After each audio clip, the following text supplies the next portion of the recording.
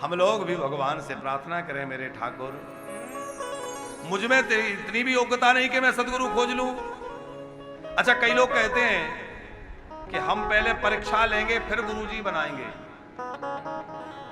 और ये बात बिल्कुल ठीक है कि बिना जाने गुरु तो नहीं बनाना चाहिए।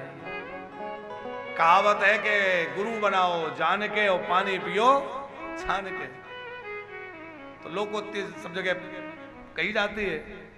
तो जान के बनाए ये तो बहुत आवश्यक है। कल हमने कहा था कि ऐसा नहीं कि बिना परंपरा का कहीं कोई चमत्कार देखा और कहीं ज्यादा चमक धमक देखी वहीं हम।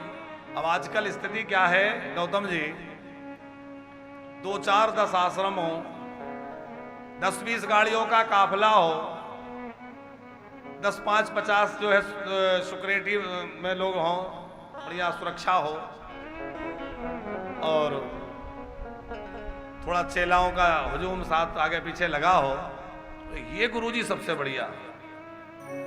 और फिर देखते ही देखते जनाब खुदा बन जाते हैं। फिर गुरु क्या वो तो फिर, लेकिन शिष्य का कल्याण किसमें है, ये शिष्य को विचार करना है कि हम जिनको गुरु रूप में वर्ण कर रहे हैं क्या वह किसी परंपरा से हैं। ये बात कल हमने कही थी। अच्छा, इसमें एक बात और हम आपसे कहें, अब काफिले की बात आई है तो कई लोग प्रश्न करते हैं, आजकल साधु संत जो हैं वो बड़ी बड़ी गाड़ियों में घूमते हैं, हवाई जहाज में घूमते हैं, क्यों? तो एक बार कोई कह रहा था तो हमने कहा साइकिल से घूमे, क्या चाहते हो? मतलब तुम लोग यही देखना चाहते हो कि भाई ये साधु संत ये तो गाड़ी में ना बैठे, ये तो पैदल चले, साइकिल में घूमे। अरे भाई, दिन रात भगवान का भजन कर रहे हैं तो भगवान उनको सुख सुविधा देंगे कि नहीं देंगे? हम अपनी बात नहीं करते, जिनकी चर्चा लोग करते हैं, जो ठाकुर जी के भजन में लगे हैं, समाज की सेवा में लगे हैं। अब एक बात विचार करिए कि आज संचार के तमाम माध्यम हैं, आवागमन के तमाम माध्यम हैं, और उन माध्यमों का वह उपयोग ना करें तो कम लोगों का कल्याण कर पाएंगे, और उन माध्यमों का उपयोग करें तो ज्यादा लोगों का कल्याण कर पाएंगे। है? मान लीजिए हम कहें कि हम तो भाई टीवी में कथा नहीं करेंगे, मोबाइल के सामने नहीं, कैमरा हमारे सामने नहीं होगा, तो कितने लोग कथा सुनेंगे? जितने सामने बैठे।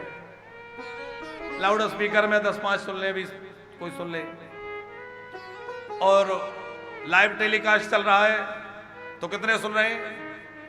अनगिनत लोग सुन रहे हैं। भारत में सुन रहे हैं, भारत के बाहर भी लोग विदेशों में बैठ के सुन रहे हैं। तो उससे लाभ हुआ कि हानि हुई? लाभ हुआ कि नहीं? जो नहीं भी आ पा रहा है वो वहां बैठ के सत्संग का लाभ ले रहा है।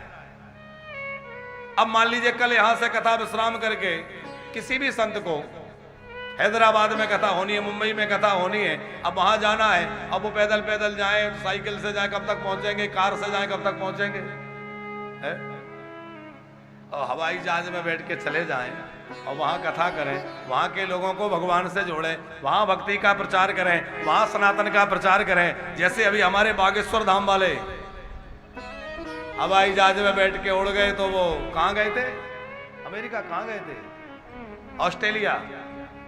ऑस्ट्रेलिया में जाके भारत का परचम लहरा रहे थे सनातन का, और वहां से फिर अंबानी जी के विवाह शादी समारोह में आ गए, लौट के फिर चले गए, तो तमाम जगह जगह जो है भ्रमण कर। तो इससे क्या हो रहा है? ये नहीं कि कोई वो सुविधाओं का आनंद ले रहे हैं, बल्कि हमारे सनातन के प्रचार के लिए सतत प्रयत्नशील होकर के ज्यादा से ज्यादा लोगों के बीच में जाकर के सनातन का जो है परचम लहरा रहे हैं, और ज्यादा से ज्यादा हमारे हिंदुत्व की बात हो रही है। तो साधु संतों के पास भी यदि साधन है तो उनका सदुपयोग ही तो हो रहा है। हाँ, यदि कोई दुरुपयोग करता है, कोई गलत तरीके से प्रयोग कर रहा है, तो फिर विचारणीय बात। तो बात ये चल रही थी कि गुरुजी किसको बनावे? परंपरा से जो प्राप्त हैं और जो किसी संप्रदाय से हैं, परंपरा से हैं, वैदिक मार्ग का पालन करने वाले हैं, ऐसे महापुरुष को हम गुरु बनाएं, और एक बार जिनको बना लिया उनको जीवन पर्यंत निभाएं। बार बार बदलने की आवश्यकता नहीं। प्रार्थना करें, प्रभु मेरे जीवन में तो बहुत अपराध हैं, मुझसे बहुत अपराध हुए हैं। आहा, यदि मेरे अपराध और अवगुणों को देखोगे तो मेरा उद्धार नहीं होगा। इसलिए मेरे अवगुणों की ओर ना देखें, मेरे जीवन में कोई ऐसे सदगुरु मिल जाएं जो मेरे बाह पकड़ के मुझे ठाकुर जी से मिला दें।